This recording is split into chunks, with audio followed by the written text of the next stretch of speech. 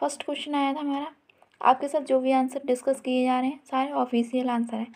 यदि आपको हमारी वीडियो पसंद आती है तो हमारी वीडियो को लाइक कीजिए। फर्स्ट क्वेश्चन आया था हमारा, तरुण भारत संघ एक ऐसी संस्था है जो जल संरक्षण के लिए कार्य करती है। इस संस्था के प्रधान निम्न में से एक हैं। कौन है जो जल संरक्षण के लिए कार्य करती है? उस संस्था के प्रधान कौन? इसका राइट आंसर होगा राजेंद्र सिंह। नेक्स्ट क्वेश्चन आया था हमारा, क्वेश्चन नंबर 62, भूमिगत जल के स्तर की क्षीणता का मुख्य कारण क्या बना? इसका राइट आंसर होगा सिंचाई हेतु ट्यूबवेल तथा हैंड पंपों का उपयोग होना। क्वेश्चन नंबर 3 आया था हमारा, कई स्थानों पर अम्ल वर्षा जलीय विविधता को प्रभावित कर रही है। अम्ल वर्षा निम्न में से किन प्रमुख रसायनों के कारण होती है? इसका राइट आंसर होगा नाइट्रिक अम्ल तथा सल्फ्यूरिक अम्ल के कारण होती है अम्ल वर्षा। चलते हैं क्वेश्चन नंबर 64 पे। धरती पर अलवण जल की उपलब्धता बहुत कम है। कुल उपलब्ध अलवण जल की निम्न में से किसमें सर्वाधिक प्रतिशत कुल अलवण जल की मात्रा है? मतलब जिस जल में नमक ना हो, लवण ना हो। इसका राइट आंसर होगा आपका ऑप्शन नंबर 4 जलप्रपात। बाकी सब में लवण ही लवण है। क्वेश्चन नंबर 65 आया था हमारा, निम्न में से जल के विषय में कौन सा सही नहीं है? इसका राइट आंसर होगा जल का घनत्व 100 डिग्री सेल्सियस पर सर्वाधिक होता है। चलते क्वेश्चन नंबर 66 पे। रीता अपने नौकरी वाले पिता, माता, छोटे भाई, दादा दादी, चाचा एवं उनके परिवार के साथ रहती है। इस प्रकार की परिवार व्यवस्था को क्या कहते हैं? इसका राइट आंसर होगा क्वेश्चन ऑप्शन नंबर 4 संयुक्त परिवार, जिसमें सभी परिवार के सदस्य एक साथ रहते हैं। क्वेश्चन नंबर 67 आया था हमारा, पहने चपटे और चौड़े आगे के दांतों वाले पशुओं की भोजन की प्राथमिकता भिन्न होती है। ये पशु निम्न में से कौन सी खाद्य संबंधी प्राथमिकता को चुनेंगे? इसका राइट आंसर होगा घास एवं शाक। क्वेश्चन नंबर 68 आया था हमारा, जो पौधे खारे जल वाले क्षेत्रों में उगते हैं उन्हें क्या कहा जाता है? इसका राइट आंसर होगा हेलोफाइट कहा जाता है, जो खारे जल वाले क्षेत्र में उगते हैं। चलते हैं नेक्स्ट क्वेश्चन में। क्वेश्चन नंबर 69 आया था हमारा, जो रंग चित्र किसी कथा का चित्र करते हैं जिनमें केवल प्रकृति रंगों का उपयोग किया जाता है, उस चित्रकला को चित्रकाठी कहते हैं। यह चित्रकला कहाँ संबंधित है? कहाँ से संबंधित है? चित्रकाठी चित्रकला। इसका राइट आंसर होगा आपका महाराष्ट्र। क्वेश्चन नंबर 70 पर चलते हैं। क्वेश्चन नंबर 70 आया था, उन आदिवासी वर्गों की पहचान कीजिए जो हिमाचल प्रदेश भारत के मूल निवासी हैं। इसका राइट आंसर होगा गद्दी जनजाति, हिमाचल की जनजाति गद्दी जनजाति। क्वेश्चन नंबर 71 आया था हमारा, निम्न में से कौन सा मिजोरम का सबसे प्राचीन नृत्य रूप है? मिजोरम का प्राचीन नृत्य कौन सा है? चेराव नृत्य। क्वेश्चन नंबर 72 आया था हमारा, भारत का सबसे बड़ा रेल मार्ग कौन सा है? कौन सा रेल मार्ग? डिब्रूगढ़ से लेकर कन्याकुमारी तक सबसे बड़ा रेल मार्ग है। क्वेश्चन नंबर 73 आया था हमारा, कल्पना चावला एक भारतीय मूल के अमेरिकी अंतरिक्ष यात्री का निधन अंतरिक्ष यान में किस वर्ष हुआ था? इसका राइट आंसर होगा आपका 2003। चलते क्वेश्चन नंबर 74 पे। क्वेश्चन नंबर 74 आया था, पक्षी विभिन्न प्रकार के घोंसले बनाते हैं तथा घोंसले बनाने के लिए विभिन्न स्थानों का चुनाव करते हैं। निम्न में से कौन सा पक्षी पेड़ के तनों में अपना घोंसला बनाते हैं? पेड़ के तनों में कौन सा बनाते हैं? इसका राइट आंसर होगा बसंत गौरी, जिसको क्या बोलते हैं बारबेट। वो पेड़ के तने में ही अपना घोंसला बनाती है। क्वेश्चन नंबर 75 आया था हमारा, वैश्विक महामारी के समय में डॉक्टरों ने विटामिन सी से भरपूर भोजन ग्रहण करने की मात्रा को बढ़ाने के लिए कहा था, क्योंकि इसका कारण क्या था? क्योंकि यह संक्रमण के विरुद्ध लड़ने की ताकत प्रदान करता है। जो विटामिन सी होता है ना हमारा, वो संक्रमण के विरुद्ध लड़ने की क्षमता पैदा करता है। क्वेश्चन नंबर 76 आया था हमारा, जो भोजन हम खाते हैं उसका शरीर के अंदर क्या होता है। कक्षा 5 के विद्यार्थियों ने इस विषय पर चर्चा करने के लिए शिक्षक ने कहा। शिक्षक का उद्देश्य क्या था। इसका राइट आंसर होगा आपका विद्यार्थियों के अंतर्बोधि विचारों का अन्वेषण करना, जो उनके अंदर के विचार है उनको एक्सप्लोर करना। क्वेश्चन नंबर 77 आया था हमारा।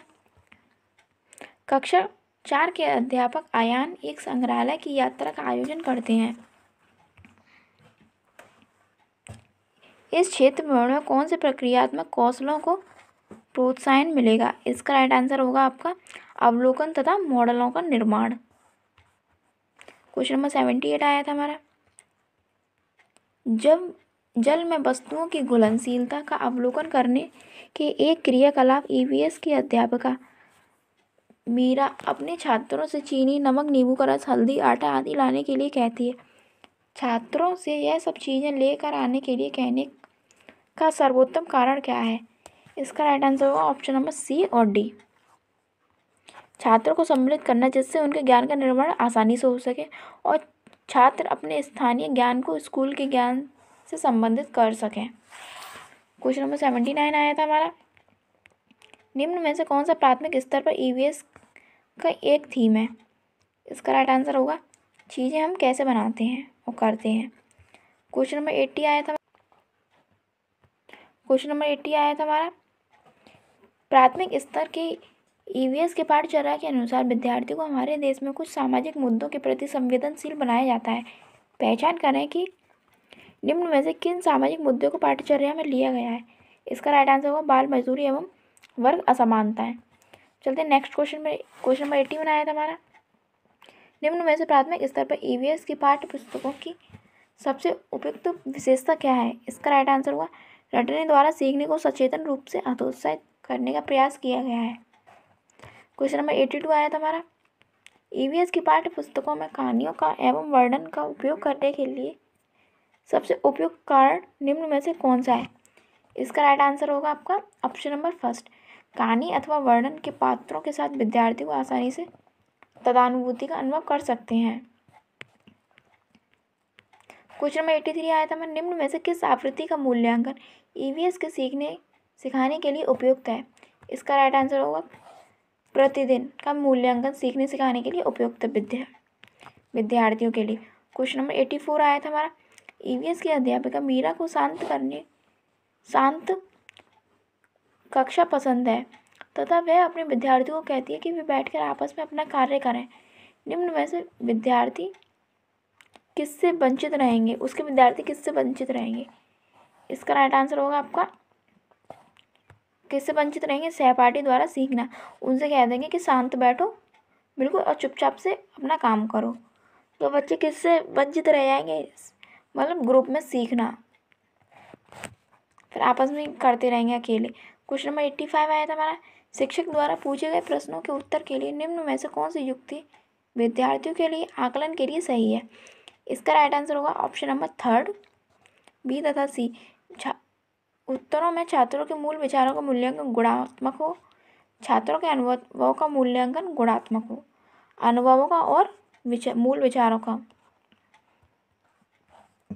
क्वेश्चन नंबर 86 आया था हमारा। भोजन विषय पढ़ाते हुए सुनीता एक पर्यावरण अध्यापिका की निम्न में से कौन सी युक्ति छात्रों के अन्वेषण प्रवृत्ति को बढ़ावा देगी। इसका राइट आंसर होगा आपका ऑप्शन नंबर फोर्थ, छात्रों के परिवार व समुदाय के सदस्यों से भोजन की विविधता की पसंद नापसंद पर चर्चा करने के लिए प्रेरित करना। क्वेश्चन नंबर 87 आया था हमारा।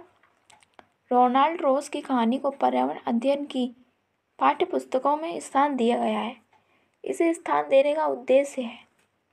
इसका राइट आंसर होगा ऑप्शन नंबर 4, ए, बी और सी।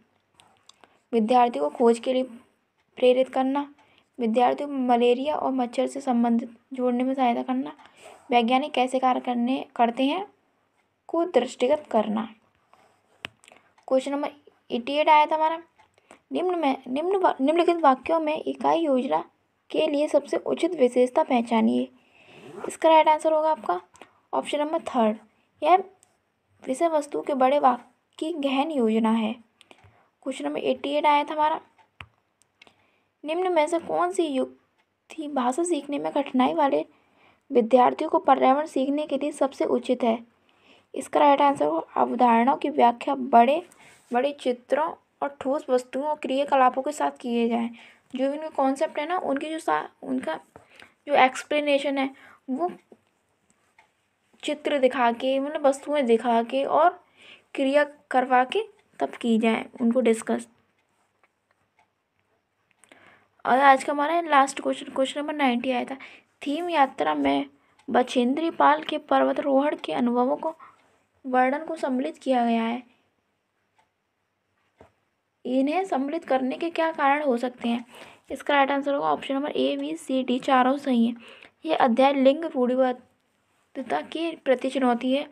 यह अध्याय पर्वतों की ऊंची चोटियों को मापने में आई चुनौतियों का वर्णन करता है। यह अध्याय सामूहिक कार्य के महत्व की व्याख्या करता है।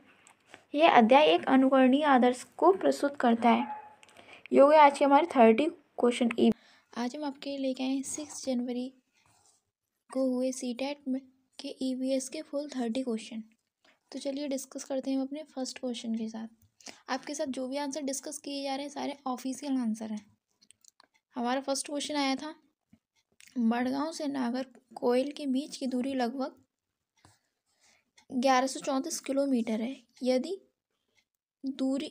इस दूरी को कोई रेलगाड़ी 21 घंटे में तय करती है तो दोनों शहरों के रेलवे स्टेशनों के बीच रेलगाड़ी की औसत चाल मीटर प्रति सेकंड में ज्ञात कीजिए। इसमें क्या पूछा है, हमारी औसत चाल पूछी मीटर पर सेकंड में। तो फॉर्मूला क्या होता है, चाल बराबर दूरी बटे समय। हम इसमें फॉर्मूला आएंगे चाल बराबर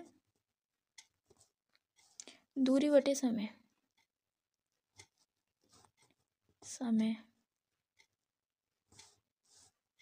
दूरी क्या दी है हमारी 1134 किलोमीटर और समय क्या है हमारा 21 घंटे में तय करती है। तो हम इसको डिवाइड करेंगे तो कितना आ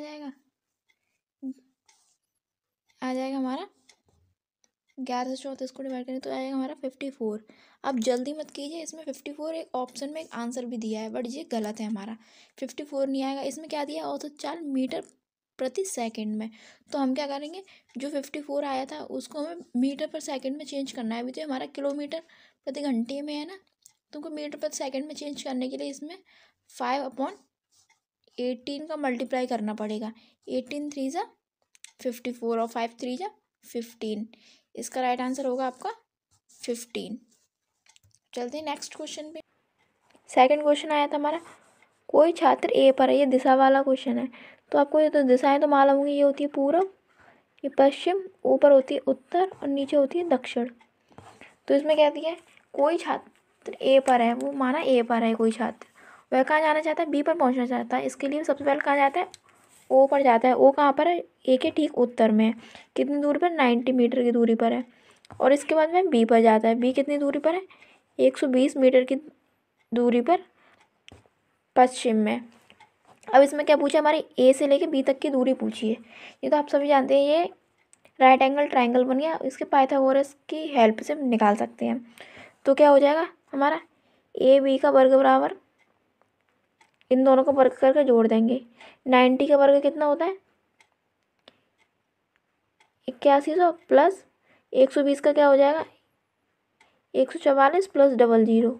अब इनको ऐड करेंगे तो कितना आ जाएगा हमारा आ जाएगा आपका 22,500 ए बी का वर्ग। अब इसका हम वर्ग हटाएंगे तो यहाँ पे अंडर रूट आ जाएगा हमारा, वर्ग हटाएंगे तो ये किसका वर्ग होता है हमारा 15 का होता है, 15 और 1 0। तो हमारा आंसर आ गया 150 मीटर। और दिशा क्या होगी हमारी, ये दिशा कौन सी होगी, बी, ए के सापेक्ष। इसको क्या बोलेंगे, दक्षिण पूर्व दिशा। राइट आंसर हो गया ऑप्शन नंबर 3 दक्षिण पूर्व। अब चलते हैं नेक्स्ट क्वेश्चन पे। नेक्स्ट क्वेश्चन आया था हमारा, क्वेश्चन नंबर 63 आया था, निम्नलिखित में से स्लॉथ के बारे में सही कथन चुनिए। इसका राइट आंसर होगा आपका, स्लॉथ लगभग 40 वर्ष जीते हैं और वे दिन के लगभग 17 घंटे वृक्षों की शाखाओं पर उल्टे सिर लटक कर मस्ती से सोते हैं। ये राइट आंसर है। स्लॉथ लगभग 10 वर्ष जीते हैं, ये रॉन्ग है। और स्लॉथ लगभग 70 वर्ष जीते, ये भी रॉन्ग है। स्लॉथ लगभग 40 वर्ष जीते और ये तो गलत है, और ये भी गलत है। और ये इसमें ये वाली बात सही है, वे जिस वृक्ष पर रहते हैं उसी के पत्ते खाकर पलते हैं। क्वेश्चन नंबर 64 आया था हमारा, सर्दियों में ऊनी वस्त्र हमें गर्म रखते हैं, ऊन के ऊष्मारोधी होने का कारण है। क्या है ऊन के ऊष्मारोधी होने का कारण? ऊनी रेशों के बीच वायु फंसी होती है एवं ऊष्मारोधी होती है, जिससे कि हमें ठंड महसूस नहीं होती और वो हमें गर्म बनाए रखते हैं। चलते हैं क्वेश्चन नंबर 65 पे। क्वेश्चन नंबर 65 आया था हमारा, कक्षा 5 की पाठ्य पुस्तक में छपे गोलकुंडा किले के मानचित्र में 1 सेंटीमीटर बराबर, मानचित्र में दर्शाएगा 1 सेंटीमीटर बराबर। ये तो क्वेश्चन बहुत ज़्यादा शिफ्ट में पूछा गया है, यही क्वेश्चन बहुत रिपीट हुआ है। 110 मीटर की दूरी दिखाई है। इस मानचित्र में फतेह दरवाजे और बंजारा के बीच की दूरी कितनी है? 142 सेंटीमीटर की पूछी है आपसे, ये पूछिए। तो इसको कैसे निकालेंगे? 1 सेंटीमीटर बराबर इतना पूछा और 114.2 सेंटीमीटर बराबर पूछा हमसे, तो क्या करेंगे हम इसमें इसकी मल्टीप्लाई कर देंगे 110 की। पॉइंट हटाएंगे, इससे ये 0 कट जाएगा, तो कितना आएगा हमारा मल्टीप्लाई करके? 1562 आ जाएगा। बीच की दूरी किलोमीटर में, इसमें सारे आंसर हमारे किलोमीटर में और हमारा ही सेंटीमीटर में, तो किलोमीटर में चेंज करने के लिए 1000 से डिवाइड कर देंगे, हमारा आंसर आ जाएगा। 3 0 है तो 0.3 के बाद लग जाएगा, 1.562 किलोमीटर। इसका आंसर हो जाएगा ऑप्शन नंबर 3। अब चलते हैं क्वेश्चन नंबर नेक्स्ट पे। क्वेश्चन नंबर 66 आया था, 3 राज्यों का ऐसा समूह जिनके किसी किनारे पर अरब सागर है, कौन सा है वो? इसका राइट आंसर हो जाएगा आपका केरल, कर्नाटक, महाराष्ट्र। चलते हैं नेक्स्ट क्वेश्चन। क्वेश्चन नंबर 67 आया था, एक ऐसा नाच है जिसमें जमीन पर बांस की डंडी लेकर दो लोगों की जोड़ी आमने सामने बैठती है, ढोल की ताल पर डंडियों को जमीन पर पीटते हैं तथा ताल के अनुसार डंडियों के बीच लोग एक कतार में खड़े होकर कूदते हैं और नाचते हैं। इस नाच का क्या नाम था? तो उस राज्य का नाम जहाँ के लोग ऐसे नाचते हैं। इसका राइट आंसर होगा आपका चेराव, मिजोरम। मिजोरम के लोग ऐसे नाचते हैं, चेराव नृत्य बोलते हैं इसे, जो 2 डंडी लेके करते हैं आमने सामने जोड़ी में। नेक्स्ट क्वेश्चन पे। क्वेश्चन नंबर 68 आया था हमारा, संसार की 5वीं और भारत की पहली ऐसी महिला जिन्होंने माउंट एवरेस्ट की चोटी पर कदम रखा। इसका राइट आंसर होगा आपका बछेंद्री पाल। नेक्स्ट क्वेश्चन आया था हमारा, प्रसिद्ध भारतीय त्योहारों होली और दीपावली के विषय में नीचे दिए कथनों में से सही कथन को चुनिए। ये दोनों त्यौहार पूर्णिमा को मनाए जाते हैं, गलत। दीपावली तो हमारा आपको पता ही सभी हो, यह कार्तिक अमावस्या को मनाया जाता है। ये दोनों अमावस्या को मनाए जाते हैं, नहीं। दीपावली तो अमावस्या को मनाया था बट होली नहीं मनाया था। होली दीपावली पूर्णिमा को, ये भी गलत। दीपावली अमावस्या तथा होली पूर्णिमा को मनाई जाती है, ये सही है। होली फागुन में मनाई जाती है, ये कार्तिक अमावस्या को मनाया जाता है। फागुन की पूर्णिमा को मनाई जाती है होली। क्वेश्चन नंबर 70 आया था हमारा, रेगिस्तानी ओक के विषय में निम्न में नीचे दिए कथनों पर विचार कीजिए। यह वृक्ष लगभग किसी सामान्य कक्षा में कमरे की दीवार की ऊंचाई तक बढ़ता है, ये राइट आंसर। यह वृक्ष आबू धाबी में पाया जाता है, रॉन्ग। ये ऑस्ट्रेलिया में पाया था, आबू धाबी में नहीं। इस वृक्ष के तने में जल एकत्र होता है, स्थानीय लोगों को जब आवश्यकता होती है तो वे पाइप से निकाल कर पीते हैं, ये भी सही है। इस वृक्ष की जड़ों की ऊंचाई लगभग 30 गुनी गहराई तक जमीन के भीतर होती है, जब तक जल तक ना पहुंच जाए, ये भी सही है। इस वृक्ष की बहुत सी शाखाएं होती हैं जिन पर घने पत्ते लगे होते हैं, ये गलत है। इस वृक्ष की पत्तियां इसमें कम होती हैं, इसका राइट आंसर होगा ACD। क्वेश्चन नंबर 71 आया था हमारा, हमारे देश में ऐसे ग्रामवासी अत्यधिक वर्षा होने के कारण अपने घरों को बांस के खंभों पर जमीन से 10 से 12 फीट ऊंचे पर बनाते हैं। इन घरों को अंदर से लकड़ी का ही बनाया जाता है। ये गांव के होने चाहिए। ये कहाँ के होते हैं?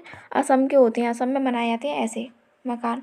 वहाँ पे ज़्यादा बारिश होती है ना, जब भी तो वो ज़मीन से है ना 10 से 12 फीट ऊंचे बनाए जाते हैं। क्वेश्चन नंबर 72 आया था हमारा, नीचे दिए गए हमारे देश के किस राज्य केंद्र शासित प्रदेश के अधिकांश सामान्य लोगों को नारियल डली हुई किसी भी करी के साथ उबला हुआ टैपियोका खाना पसंद अच्छा लगता है। कहाँ का है नारियल करी के साथ टैपियोका? इसका राइट आंसर होगा आपका केरल। क्वेश्चन नंबर 73 आया था, बिहार राज्य के लोगों के लिए मधुमक्खी पालन की प्रक्रिया शुरू करने का सर्वोत्तम कौन सा समय होता है? इसका राइट आंसर होगा आपका अक्टूबर से दिसंबर। और जो मधुमक्खी पालन होता है उसको क्या बोलते हैं, आप बताइए उसे कमेंट में। चलिए मैं बता देती हूँ, इसको बोलते हैं एपीकल्चर, मधुमक्खी पालन को। ये भी क्वेश्चन बहुत पूछा जाता है, एपीकल्चर, बिहार के लोग ज़्यादा करते हैं ऐसे। क्वेश्चन नंबर 74 आया था हमारा, मानव पोषण के संदर्भ में स्वांगीकरण का क्या अर्थ है? इसका राइट आंसर होगा आपका पचा हुआ पदार्थ शरीर में जटिल पदार्थों को बनाने में उपयोग होता है। नेक्स्ट क्वेश्चन में चलते, क्वेश्चन नंबर 75 आया था हमारा, उस खेत की मृदा के व्यवहार के विषय में विचार कीजिए जिसमें कोई किसान रासायनिक उर्वरकों और पीड़कनाशियों का अधिकाधिक उपयोग करके अपने खेतों में बार बार धान की फसल उगा रहा है। आपके विचार से उसके व्यवहार से उसके खेतों की मृदा कैसी हो जाएगी? वो ज़्यादा ही, वैसे रासायनिक केमिकल आते हैं, केमिकल वाली खाद आती हैं, वो उनको यूज़ कर करके बार बार फसल उगा देते हैं किसान लोग, तो इससे उनकी मृदा कैसी हो जाएगी? इसका राइट आंसर होगा आपका कुछ समय पश्चात बंजर हो जाएगी। जो वो मृदा है ना, फिर वो किसी काम की नहीं रहेगी, उसमें इतने सारे केमिकल डल जाएंगे तो वो हमारी खेती के लिए उपयुक्त नहीं रहेगी, बचेगी, वो बंजर हो जाएगी। क्वेश्चन नंबर 76 आया था हमारा, पर्यावरण अध्ययन में गृह अधिविन्यास का उद्देश्य है। इसका राइट आंसर होगा आपका सीखने का विस्तार। चलते क्वेश्चन नंबर 77 पे। क्वेश्चन 77 आया था, शीला ने कक्षा 3 के विद्यार्थियों को पढ़ाने के लिए उपकरण पशु लिया, निम्न में से कौन सा उपकरण उसके अधिगम के विस्तार के लिए लाभदायी होंगे? इसका राइट आंसर होगा आपका ऑप्शन नंबर 3, प्राणी उद्यान में पशु जानवरों को देखना। चलते क्वेश्चन नंबर 78 पे, जल से संबंधित त्योहारों को समुदायों द्वारा मनाने को ज्ञात करने के लिए सर्वाधिक उपयुक्त युक्ति कौन सी है? इसका राइट आंसर होगा आपका परिवार तथा समुदायों के बुजुर्गों से बातचीत करना। उनसे बातचीत करेंगे तो जो परिवार के और समुदाय के जो बुजुर्ग लोग होते हैं उनको ज़्यादा एक्सपीरियंस होता है, तो वो अपने बारे में तो वो बताएंगे अपने एक्सपीरियंस के अकॉर्डिंग। तो अब चलते हैं नेक्स्ट क्वेश्चन में। क्वेश्चन में 79 आया था हमारा, कक्षा 1 तथा 2 में पर्यावरण अध्ययन की कोई पाठ्यपुस्तकें क्यों नहीं है? इसका राइट आंसर होगा, ये बहुत बार क्वेश्चन रिपीट हो चुका है, इम्पोर्टेंट क्वेश्चन है। क्यों नहीं है वहाँ की कक्षा 1 और 2 में पर्यावरण की पाठ्यपुस्तक? क्योंकि पर्यावरण अध्ययन से संबंधित संकल्पनाएं और कौशल भाषा तथा गणित के माध्यम से ही सिखाए जाते हैं।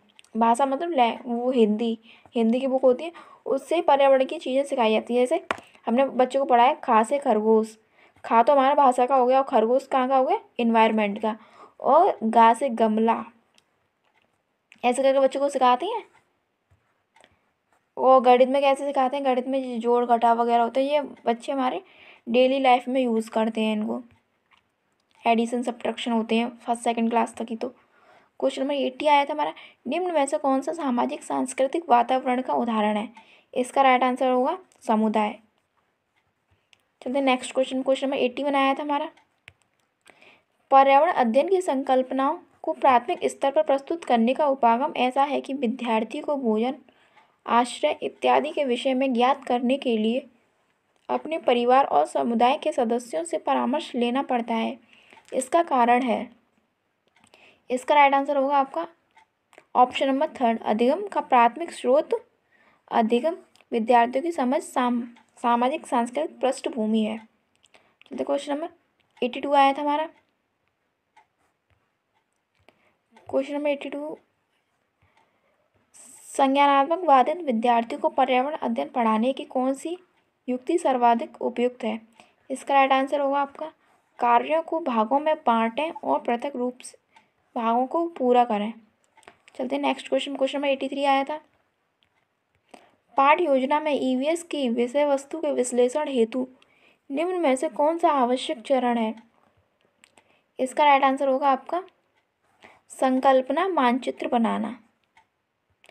नेक्स्ट क्वेश्चन आया था हमारा, सतत एवं समग्र मूल्यांकन में समग्र शब्द संबंधित है किससे? समग्र विकास से। मतलब समग्र मतलब पूरा उसका विकास, व्यापक विकास। क्वेश्चन नंबर 85 आया था हमारा, पर्यावरण अध्ययन के सीखने के लिए आकलन का एक उदाहरण कौन सा है? इसका राइट आंसर होगा आपका कार्यपत्र के द्वारा विद्यार्थियों का भारत के मानचित्र पर भारत के तटीय राज्यों को खोजना। क्वेश्चन नंबर 86 आया था हमारा, पर्यावरण अध्ययन एनईपी 2020 के अनुसार अनुभवात्मक सीखने में वृद्धि के लिए शिक्षण शास्त्रीय अभ्यासों का चुनाव कीजिए। इसका राइट आंसर होगा आपका पर्यावरण अध्ययन की चुनिंदा अवधारणाओं पर ध्यान केंद्रित करना, मतलब जो गिने चुने हैं उस पर ही फोकस करना है और मतलब किताब से बाहर नहीं आना, ही तो गलत है। पर्यावरण अध्ययन के शिक्षण में कला का एकीकरण करना, ये राइट है। पर्यावरण अध्ययन के शिक्षण में कहानी कहने का एकीकरण करना, ये भी सही है। Option number B C. चलते क्वेश्चन नंबर 87 पे, एक प्राणी उद्यान में जाने पर पर्यावरण अध्ययन की शिक्षिका ने अपने विद्यार्थियों को प्राणी उद्यान के जानवरों की खाने की आदत है उनके देश बाहरी लक्षणों जैसे आकार, रंग, बाल इत्यादि को खोजने के लिए कहा। इस क्रियाकलाप के द्वारा वह किन कौशलों को विकसित कर रही है? इसका राइट आंसर होगा आपका अवलोकन, प्रश्न करना और संवेदनशीलता संवाद। क्वेश्चन नंबर 88 आया था हमारा, प्राथमिक स्तर पर पर्यावरण अध्ययन की कौन सी थीम है? इसका राइट आंसर होगा आपका जल।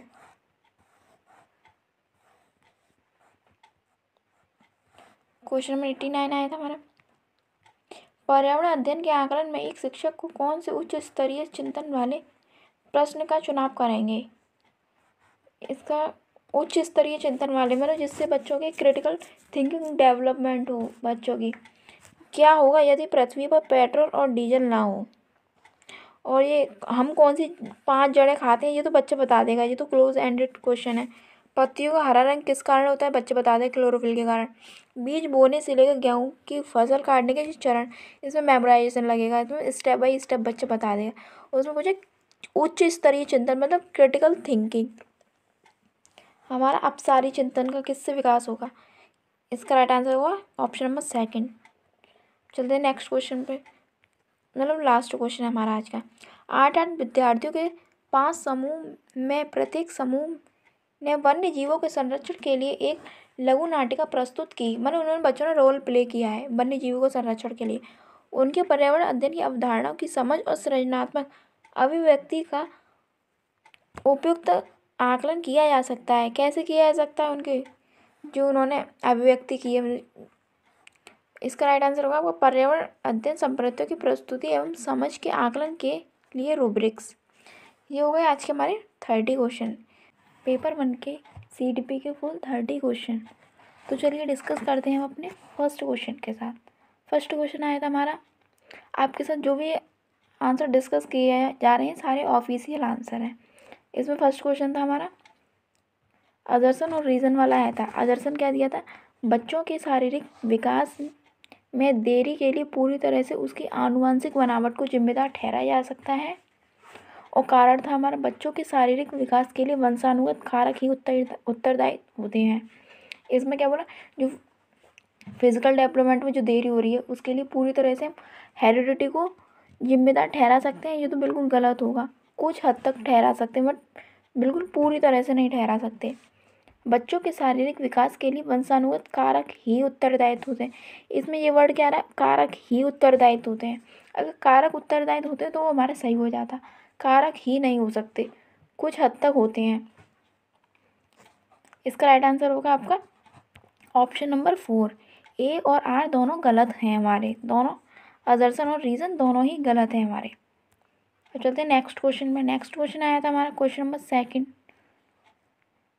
निम्न निम्न में से कौन सा सूक्ष्म कौशल के उपयोग का उदाहरण है? सूक्ष्म कौशल कौन से होते हैं? फाइन मोटर स्किल्स, जिसमें हमारी छोटी मांसपेशियां का वर्क करती हैं। छोटी मांसपेशियां काम करती हैं, किस में करती हैं? दौड़ना, चलना, घसीट कर लिखना, कूदना, इसमें करती हैं घसीट कर लिखना। इन सब में तो बड़ी करती हैं। तो ये कौन से हुए? स्थूल कौशल के उदाहरण हुए ये सारे। चलते हैं नेक्स्ट क्वेश्चन पे। Question number third. Question third आया था, इनमें से कौन सा बच्चा मध्य बाल्यावस्था में होगा? कौन सा होगा मध्य बाल्यावस्था में, मतलब मिडिल चाइल्डहुड में? इसका राइट आंसर होगा एक बच्चा जिसने नियमों के अर्थ की समझ विकसित कर ली है और तर्क कर सकता है। मतलब उसने अभी अभी विकसित की है और वो तर्क भी कर सकता है। क्वेश्चन नंबर फोर्थ आया था हमारा, फिल्मों और विज्ञापनों के व्यवहार से जेंडर उपयुक्त तरीकों के बारे में बहुत संकेत मिलते हैं। यह समाजीकरण की डैश संस्था के रूप में डैश की भूमिका पर प्रकाश डालता है। इसका राइट आंसर होगा यह समाजीकरण की मीडिया संस्था के रूप में द्वितीय की भूमिका पर प्रकाश डालता है। अब चलते हैं नेक्स्ट क्वेश्चन पे। क्वेश्चन नंबर फिफ्थ आया था हमारा, पूर्व संक्रियात्मक अवस्था में कौन सी संज्ञानात्मक दक्षता आती है? इसका राइट आंसर होगा आपका लक्ष्य निर्देशित व्यवहार की क्षमता, गोल डायरेक्टेड बिहेवियर की। चलते हैं नेक्स्ट क्वेश्चन पे। नेक्स्ट क्वेश्चन आया था हमारा क्वेश्चन नंबर सिक्स। पियाजे के अनुसार एक शिक्षक का डैश और डैश होना बहुत जरूरी है। कैसा होना जरूरी है? गतिशील और लचीला होना जरूरी, फ्लेक्सिबल होना चाहिए टीचर। क्वेश्चन नंबर सेवेंथ आया था हमारा, लेव वाइगोत्स्की के विचार में क्या है? भाषा संज्ञानात्मक विकास को सुगम बनाती है। इसका राइट आंसर होगा ऑप्शन नंबर थर्ड। चलते हैं नेक्स्ट क्वेश्चन पे। क्वेश्चन नंबर 8 पे, लेव वाइगोत्स्की के अनुसार निम्न में से कौन से कारक बच्चों के संज्ञानात्मक विकास को सुगम बनाते हैं? इसका राइट आंसर होगा वाइगोत्स्की के विकास में जो उनका सिद्धांत है, सामाजिक उपकरण और सामाजिक संपर्क। इनकी थ्योरी ही 3 चीज़ों पर डिपेंड है, SCL, सोशल, कल्चर और लैंग्वेज, भाषा, सांस्कृतिक और समाज। जहाँ भी हमें ये 3 दिख जाए ऑप्शन, वही सही होगा हमारा ऑप्शन वाइगोत्स्की के बारे में। क्वेश्चन नंबर 9 आया था हमारा, एक बाल केंद्रित कक्षा में अधिगम कैसा होना चाहिए? अधिगम शिक्षक और छात्रों द्वारा सह निर्मित होना चाहिए। क्वेश्चन नंबर 10 आया था, लॉरेंस कोलबर्ग के नैतिक विकास के सिद्धांत के किस चरण में बच्चे दूसरों के इरादों की अपेक्षा करता है और इसके बजाय अधिकार और नकारात्मक परिणामों के डर पर ध्यान केंद्रित करते हैं? इसका राइट आंसर होगा आपका सजा और आज्ञाकारिता अभिविन्यास, जो स्टार्टिंग में ही होती है, प्री कन्वेंशनलिस्ट। क्वेश्चन नंबर 11 आया था, हावर्ड गार्डनर के सिद्धांत में सोच को व्यक्त करने के लिए धारा प्रवाह और लचीले ढंग से भाषा का उपयोग करने की क्षमता, मतलब भाषा का उपयोग करना है लचीले ढंग से, अच्छे से, फ्लुएंटली। तो कौन सी बुद्धि की विशेषता है ये? इसका राइट आंसर हो जाए ऑप्शन नंबर फर्स्ट, भाषाई बुद्धि की, लिंग्विस्टिक की।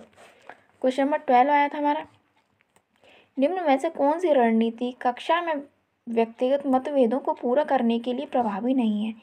इसका राइट आंसर होगा आपका छात्रों में कमियों को पहचानें और उन्हें ठीक करें। चलते हैं नेक्स्ट क्वेश्चन पे। क्वेश्चन नंबर 13 आया था, 4 साल के राहुल को एक गुड़िया उपहार में मिलने पर वह बोला, मैं इसका क्या करूँगा, लड़के गुड़िया से नहीं खेलते। क्या दर्शाता है? इसका राइट आंसर होगा आपका ऑप्शन नंबर थर्ड, जेंडर रूढ़िवादिता।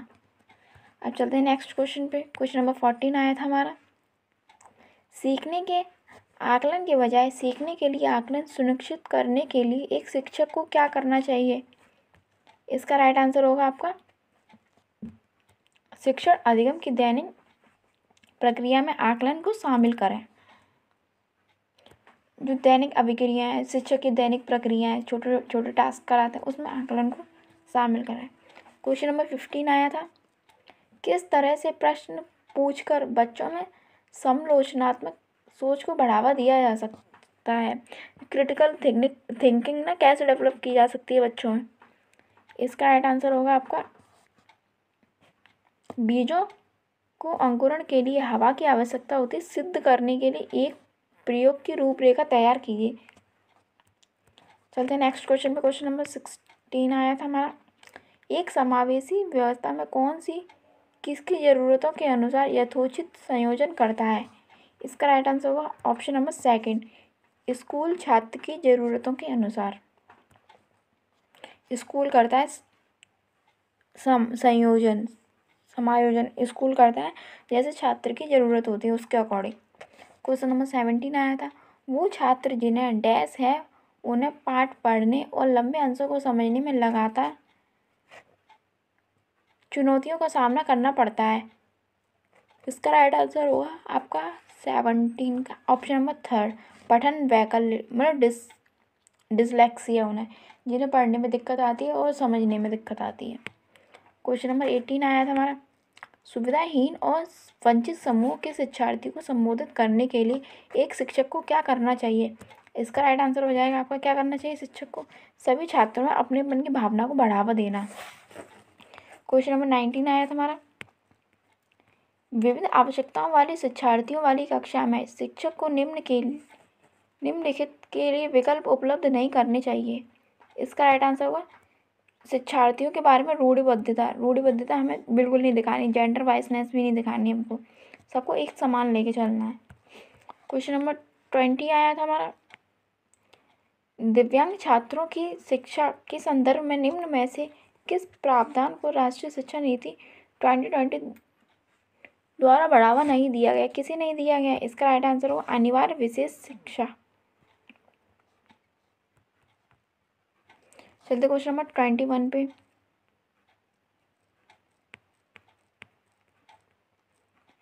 बच्चे किस तरह सीखते हैं? इसका राइट आंसर होगा पढ़कर, सुनकर, देखकर, क्रिया करके। इसका राइट, ये ऑप्शन चारों ही सही है। इसका राइट आंसर होगा option number fourth, first, second, third and fourth. Question number 22 आया था हमारा, आदर्शन और रीजन वाला। अभिकथन यह दिया था, यह महत्वपूर्ण है कि विद्यार्थियों को अपने स्वयं के अधिगम पर कुछ नियंत्रण करने की अनुमति दी जाए। इसका तर्क दिया था, अपने अधिगम पर नियंत्रण रखने से विद्यार्थियों को यह निर्णय लेने में मदद मिलती है कि क्या सीखना है और कैसे। इसका राइट आंसर होगा ए और आर दोनों ही सही हैं, और आर सही व्याख्या करता है ए की। नेक्स्ट क्वेश्चन आया था हमारा क्वेश्चन नंबर 23, एक शिक्षक को उन गतिविधियों को बढ़ावा देना चाहिए जो डैश हो, कैसी हो। इसका राइट आंसर होगा आपको जो सांस्कृतिक रूप से उपयुक्त हों। अब चलते क्वेश्चन नंबर 24 पे। एक शिक्षक को ऐसी गतिविधियों की रूपरेखा तैयार करनी चाहिए जो डैश को बढ़ावा दे, कैसी गतिविधि की करनी चाहिए? इसका राइट आंसर होगा आपका अब सारी सोच की मतलब डाइवर्जेंट थिंकिंग की, और बच्चा दिशाओं में सोचे, चारों तरफ एक प्रॉब्लम के बहुत सारे सॉल्यूशन निकाले, आउट ऑफ द बॉक्स सोचे, ना कि एक ही पर अटक जाए। क्वेश्चन नंबर 25 आया था हमारा, समकालीन सिद्धांतकारों के अनुसार सीखना प्राथमिक रूप से एक डैश गतिविधि है। इसका राइट आंसर होगा कैसी गतिविधि है? यांत्रिक। चलते क्वेश्चन नंबर 26 पे। अभिकथन दिया था, एक शिक्षक को छात्रों की भी समस्या समाधान रणनीतियों के विकास की सुविधा प्रदान करनी चाहिए। इसका कारण दिया था, समस्या समाधान की रणनीतियाँ अधिगम में सुधार करती हैं और समालोचनात्मक चिंतन को बढ़ावा देती हैं। इसका राइट आंसर होगा ए और आर दोनों सही हैं, और आर सही व्याख्या करता है ए की।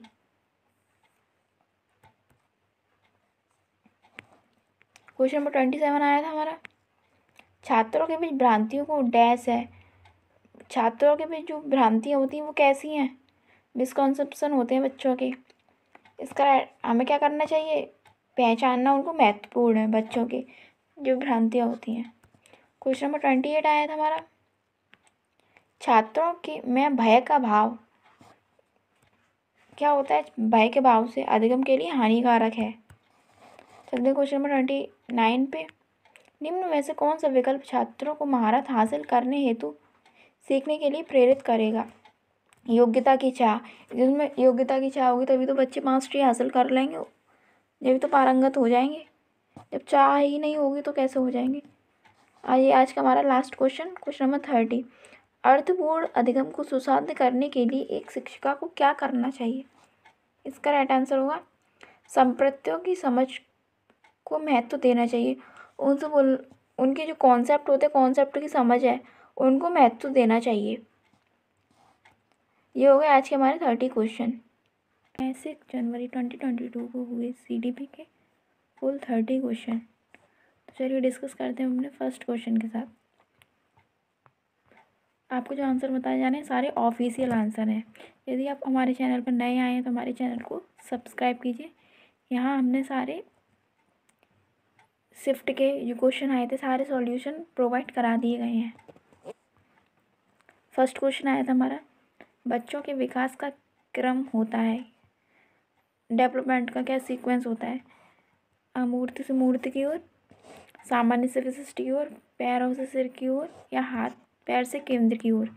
इसका राइट आंसर होगा आपका सामान्य से विशिष्ट की ओर होता है बच्चों का। मूर्त से अमूर्त की ओर नहीं होता, अमूर्त से मूर्त की ओर नहीं होता, मूर्त से अमूर्त की तरफ होता है। Concrete to abstract. और पैरों से सिर की ओर नहीं होता, उल्टे थोड़ी ना बढ़ते, सिर से पैर की ओर होता है विकास। बचपन में देखा होगा बच्चे का पहले सिर जो होता है, पहले हेड पे कंट्रोल आता है, उसकी गर्दन पे कंट्रोल आता है, फिर पूरे शरीर पे कंट्रोल आता है बच्चे का। चलते हैं नेक्स्ट क्वेश्चन पे। क्वेश्चन नंबर 2 आया था हमारा, कथन और रीज़न वाला। कथन दिया था हमारा, वह बच्चे जो उच्च आय वाले परिवार से हैं उन बच्चों से अपना दिन बहुत अलग बिताते होंगे जो निम्न आय वाले परिवारों से हैं। इसका तर्क दिया था, बचपन की संकल्पना सार्वभौमिक नहीं है तथा बचपन में बहुत विविधता है। इसका राइट आंसर होगा आपका ऑप्शन नंबर फर्स्ट। ए और आर दोनों सही हैं और आर सही व्याख्या करता है एक ही। दोनों परिवार वाले हैं ना, जो एक उच्च आय वाले हैं और एक निम्न आय वाले, दोनों के बचपन अलग अलग ही तो होंगे। चलते क्वेश्चन नंबर 3 पे। क्वेश्चन नंबर 3 आया था हमारा, एक बच्चा पहले अपने हाथ से बॉल जैसी बड़ी चीज़ों को पकड़ना सीखता है, उसके बाद चिमटी पकड़ का इस्तेमाल करके एक मटर का दाना उठाना सीखता है। यह उदाहरण विकास के किस सिद्धांत को दर्शाता है? इसका राइट आंसर होगा समीपस्थ दूरस्थ विमुख, मतलब सेंटर से बाहर की ओर विकास हो रहा है इसमें। पहले बड़ी मांसपेशियों पर कंट्रोल आया, फिर छोटी मांसपेशियों पे। इसको क्या बोलते हैं? Proximo distal development. Question number 4 आया था हमारा, ये भी कथन वाला दूसरा है क्वेश्चन इस वाली सेट में। कितने क्वेश्चन आए देखते हैं हम।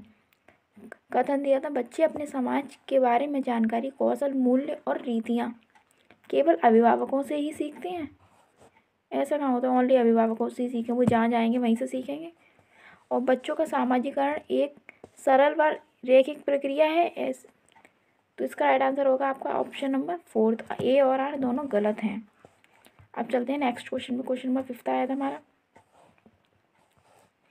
5th क्वेश्चन आया था, किस अवस्था में बच्चे वस्तु स्थायित्व की समझ तो बना लेते हैं परंतु यह नहीं समझ पाते कि क्रियाएं परिवर्तनीय हैं और उनके निर्णय चीज़ों की मौजूदा दिखावट पर निर्भर करते हैं? इसका राइट आंसर होगा आपका पूर्व संक्रियात्मक अवस्था। क्वेश्चन नंबर 6 आया था हमारा, पूर्व संक्रियात्मक अवस्था के बच्चे के लिए शिक्षक को कैसा होना चाहिए? शिक्षक को इसका राइट आंसर होगा आपका मूर्त संसाधन व बहुत सी श्रव्य सामग्री का प्रयोग करना चाहिए। जो बच्चों की वाली एज होती है ना पूर्व संक्रियात्मक अवस्था, इसकी एज क्या होती है 2 से 7 वर्ष तक। इसमें बच्चा कैसे सीखता है? मूर्त संसाधनों मतलब देख कर ही, टच एंड फील करके, और बहुत सी चीज़ों को देख कर सुनकर ही सीखता है। तो उसके लिए जब ये देखी होंगी किताबें, UKG LKG की किताबें कैसी होती है, उसमें ज़्यादातर पिक्चर ही होती हैं, पिक्चर से ही ज़्यादातर बच्चे सीखते हैं। चलते नेक्स्ट क्वेश्चन में। क्वेश्चन नंबर 7 पे, निम्न में से पाठ का सही उदाहरण क्या है? सवालों के जवाब बताना, संकेत व इशारे देना, भौतिक पुरस्कार, उद्दीपन। इसका राइट आंसर होगा आपका संकेत व इशारे देना। क्वेश्चन नंबर 8 आया था हमारा, लेव वाइगोत्स्की का मानना था कि क्या मानना था लेव वाइगोत्स्की का? ज्ञान, इसका राइट आंसर होगा आपका ज्ञान का सह निर्माण उस क्षेत्र में होता है जो बच्चे के स्वतंत्र रूप से कार्य करने व दूसरों की मदद से करने में है। चलते नेक्स्ट क्वेश्चन पे। क्वेश्चन नंबर 9 आया था हमारा, लॉरेंस कोलबर्ग द्वारा प्रतिपादित नैतिक विकास के किस स्तर पर व्यक्तिगत यह तर्क करते हैं कि मानवाधिकार व न्याय सबसे जरूरी है, भले ही वे सामाजिक कानून के खिलाफ हो? इसका राइट आंसर होगा आपका ऑप्शन नंबर 4, सार्वभौमिक नैतिक सिद्धांत अभिविन्यास। नेक्स्ट क्वेश्चन पे चलते हैं। क्वेश्चन नंबर 10 आया था हमारा, एक प्रगतिशील कक्षा में अधिगम कैसा होना चाहिए? प्रगतिशील कक्षा में अधिगम, इसका राइट आंसर होगा एक सामाजिक प्रक्रिया है जहाँ बच्चे एक्टिव होते हैं। क्वेश्चन नंबर 11 आया था हमारा, हार्वर्ड गार्डनर के अनुसार निम्न में से कौन सा कथन सही है? इसका राइट आंसर होगा आपका हर व्यक्ति में विविध प्रकार की बुद्धिमत्ताएं होती हैं, अलग अलग टाइप की इंटेलिजेंस होती हैं हर व्यक्ति में। किसी में लिंग्विस्टिक कितनी बताई थी हार्वर्ड गार्डनर ने? बुद्धि 8 प्रकार की बुद्धि बताई थी एनसीईआरटी के अकॉर्डिंग। क्वेश्चन नंबर 12 आया था हमारा, राष्ट्रीय शिक्षा नीति 2020 पूरे देश के लिए प्राथमिक स्तर पर किस भाषा को निर्देश के माध्यम से प्रस्तावित करती है? इसका राइट आंसर होगा आपका मातृभाषा, घर की भाषा। चलते नेक्स्ट क्वेश्चन में। क्वेश्चन नंबर 13 आया था हमारा, बैठने की व्यवस्था में लचीलापन, अधिगमकर्ताओं का समूह में कार्य करना किस कक्षा की विशेषताएं हैं? इसका राइट आंसर होगा आपका ऑप्शन नंबर 2, सामाजिक संरचना कक्षा कक्ष की विशेषताएं। व्यवस्था में लचीलापन, फ्लेक्सिबल होनी चाहिए बैठने की सारी चीज़ें। क्वेश्चन नंबर 14 आया था हमारा, किस प्रकार का शिक्षा शास्त्र एक शिक्षक को अपनी कक्षा में व्यक्तिगत विभिन्नताओं का ध्यान रखने में मदद करेगा? इसका राइट आंसर होगा संलग्न व संदर्भित। क्वेश्चन नंबर 15 आया था हमारा, राष्ट्रीय शिक्षा नीति 2020 के अनुसार मूल्यांकन का क्या उद्देश्य है? इसका राइट आंसर होगा बच्चों को सीखने की प्रक्रिया में मदद करना, बच्चे सीखें। क्वेश्चन नंबर 16 आया था हमारा, समावेशन का क्या अर्थ है? इसका राइट आंसर होगा आपका सभी विद्यार्थियों का उनकी सामाजिक पहचान से निरपेक्ष होकर अपनाना।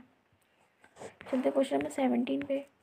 क्वेश्चन नंबर 17 आया था हमारा, विविध सांस्कृतिक पृष्ठभूमि के विद्यार्थियों को सफलतापूर्वक सम्मिलित करने के लिए शिक्षक को निम्न में से किससे बचना चाहिए?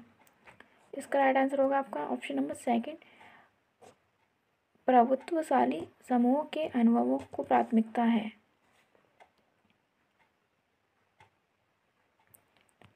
क्वेश्चन नंबर 18 आया था हमारा, डिसलेक्सिया मुख्य रूप से जुड़ा है, किस में जुड़ा है? पढ़ना, लिखना, सोच या चलना। इसका राइट आंसर होगा आपका पढ़ना। चलता क्वेश्चन नंबर 19 पे। क्वेश्चन नंबर 19 आया था, निम्न में से कौन सा अभ्यास अधिगम अक्षमता वाले विद्यार्थियों का समावेशन सुनिश्चित करने में प्रभावी होगा? इसका राइट आंसर होगा आपका सूचना प्राप्त करने के लिए कई विकल्प प्रदान करें। क्वेश्चन नंबर 20 आया था, प्रतिभावान विद्यार्थी कैसे होते हैं, उनकी क्या विशेषताएं होती हैं? वे जानकारी को जल्दी और सही तरीके से अवशोषित कर लेते हैं, मतलब ग्रहण कर लेते हैं। क्वेश्चन नंबर 21 आया था हमारा, एक शिक्षक को अपने विद्यार्थियों को किसी प्रश्न का उत्तर देने के लिए सहज अनुमान लगाने के लिए क्या करना चाहिए? प्रोत्साहित करना चाहिए। ये दंडित, अनदेखा और अवरुद्ध और केवल, ये सारे हमारे क्या हैं? नेगेटिव टैग वर्ड्स हैं हमारे। प्रोत्साहित और अवसर, लचीलापन, ये सारे हमारे क्या हैं? पॉजिटिव वर्ड होते हैं हमारे। इनको ध्यान रखिए आप, पेपर में यही सारे टैग वर्ड काम करते हैं हमारे। क्वेश्चन नंबर 22 आया था हमारा, मैं आपके लिए एक अलग से सेपरेट वीडियो बना दूंगी सारे टैग वर्ड की, पॉजिटिव टैग वर्ड और नेगेटिव टैग वर्ड की, जिससे आपको हेल्प हो जाएगी। क्वेश्चन नंबर 22 आया था हमारा, विद्यार्थियों को हाल ही में सीखे गए संप्रत्यय पर विस्तारण में मदद करते समय निम्न में से किससे बचना चाहिए? इसका राइट आंसर होगा आपका ऑप्शन नंबर 4, बोर्ड पर लिखना और विद्यार्थियों से इसे बिना समझे नकल करने के लिए कहना। मतलब जैसे कि बोर्ड पर उतार दो और कह दो विद्यार्थियों से इसको छाप लो, जैसे उतारा है वैसे उतार लो, तो उसका कोई मतलब ही नहीं रह जाएगा। क्वेश्चन नंबर 23 आया था हमारा, किस तरह के पाठ्यक्रम को लागू करके विद्यार्थियों की विफलता को कम किया जा सकता है? इसका राइट आंसर होगा जो उनके सामाजिक संदर्भ से जुड़ा हो, ऐसा पाठ्यक्रम जो उनकी लाइफ से जुड़ा हो, जिससे बच्चे सीखें। क्वेश्चन नंबर 24 आया था हमारा, सार्थक सीखने के लिए निम्न में से क्या महत्वपूर्ण है? इसका राइट आंसर होगा आपका बच्चों के विचारों और अनुभवों को जगह देना। क्वेश्चन नंबर 25 आया था हमारा, विद्यार्थियों को नए संप्रत्य पढ़ाते समय शिक्षक को निम्न में से किससे बचना चाहिए? इसका राइट आंसर होगा आपका ऑप्शन नंबर 3, पहले जटिल अवधारणा को प्रस्तुत करें फिर सरल की ओर बढ़ें। इससे हमें बचना चाहिए। पहले बच्चे को मतलब जो सारी टफ चीज़ें वो पढ़ा दो तो बच्चा पहले बोर होने लग जाएगा, फिर वो पढ़ेगा ही नहीं। इससे हमें बचना चाहिए जटिल अवधारणाओं को प्रस्तुत। सबसे पहले हमको स्टार्टिंग में ईजी टू कॉम्प्लेक्स चलना चाहिए। हमको सबसे पहले बच्चे का इंटरेस्ट बनाना चाहिए, इंटरेस्ट क्रिएट होगा तभी बच्चे की पढ़ने में मन लगेगा। क्वेश्चन नंबर 26 आया था हमारा, विशिष्ट जानकारी के स्मरण पर आधारित प्रश्न का उत्तर देने के बाद एक विद्यार्थी इस बात पर विचार कर रहा है कि इस कार्य में किन संकेतों ने उसकी मदद की। ऐसा करने से विद्यार्थी डैश का विकास कर रहा है। इसका राइट आंसर होगा आपका अधिसंज्ञान, मेटाकॉग्निशन। क्वेश्चन नंबर 27 आया था हमारा, लक्ष्य प्राप्त करने के चरण दर चरण निर्देश को डैश कहा जाता है। क्या कहा जाता है? मतलब स्टेप बाय स्टेप, उसको क्या बोलते हैं? इसका आंसर होगा कलन विधि। मतलब इसको इंग्लिश में क्या बोलते हैं? एल्गोरिथम बोलते हैं। Kiln Vidhi step by step process होती है क्वेश्चन सॉल्व करने की। क्वेश्चन नंबर 28 आया था हमारे, विद्यार्थियों के बीच भ्रांतियाँ उनके बारे में क्या बताती हैं? इसका राइट आंसर होगा आपका अवधारणाओं के बारे में भोली और सहज समझ होती है उनके बच्चों की, जो कि उनके अधिगम में मदद करती है। क्वेश्चन नंबर 29 आया था हमारा, निम्न में से कौन सी स्थिति विद्यार्थियों में गर्व का कारण बन सकती है? जब सफलता का कारण स्वयं को माना जाता है, इससे विद्यार्थियों को प्राउड फील होता है। क्वेश्चन नंबर 30 आया था, लास्ट क्वेश्चन आया था हमारा, निम्न में से कौन सा आंतरिक प्रेरणा का उदाहरण है? इसका राइट आंसर होगा आपका मुझे पढ़ाई करनी चाहिए क्योंकि यह संप्रत्य की समझ बनाने के लिए ज़रूरी है। यह आंतरिक अभिप्रेरणा का उदाहरण है। ये हो गए आज के हमारे 30 क्वेश्चन। यदि आपको हमारी वीडियो पसंद आई हो तो हमारी वीडियो को लाइक कीजिए और हमारे चैनल को विज़िट कीजिए। अब मिलते हैं आपसे नेक्स्ट वीडियो में।